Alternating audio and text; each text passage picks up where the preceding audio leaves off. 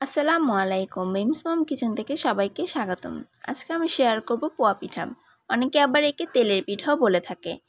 আপনার পিঠা যদি না ফুলে কিংবা ভিতরে স্পঞ্জি ভাবটা না আসে তাহলে আপনার জন্য এই রেসিপিটা ফলো করলে আপনার পিঠা অবশ্যই ফুলকো হবে, সেই সাথে ভিতরে স্পঞ্জি ভাবটা আসবে এবং পিঠাও কিন্তু অনেক হালকা, এগুলো মোটেও ভারী না। চলুন কথা না বাড়িয়ে রেসিপিটা শুরু করা যাক। প্রথমে 2টি মুরগির ডিম নিয়ে নেব। এগুলো ভালোভাবে ফেটে নেব। ফেটে নেওয়া হয়ে গেলে একটা মিক্সিং বলে নিয়ে নিচ্ছি। সাথে দিয়ে দেব স্বাদমতো চিনি। তারপরে দিয়ে দেব নারকেল কুচি। এরপরে দিয়ে দেওয়া হচ্ছে গুঁড়ো দুধ।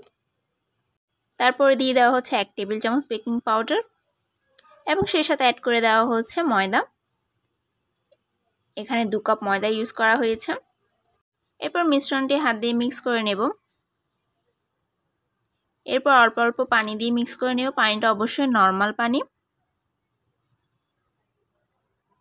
ভালোভাবে মিক্স করা হয়ে গেলে দেখতে পাচ্ছেন ব্যাটারটা কেমন হয়েছে। এবার পোয়া তৈরির পালা। প্রথমে তেলগুলো গরম করে নেবেন এবং চুলার আঁচটা কমিয়ে একটি চামচে করে ব্যাটারটা দিয়ে দিবেন। এভাবে করে কয়েকটার জন্য দিয়ে দেব। দেখতে পাচ্ছেন পোয়াগুলো ফুলে ফুলে উপরের দিকে উঠে এসেছে এবং কতটা ফুলকো হয়েছে।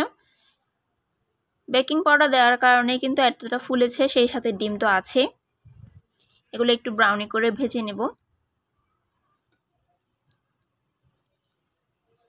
এ পর্যায়ে কিন্তু চুলাটা মৃদু আছে।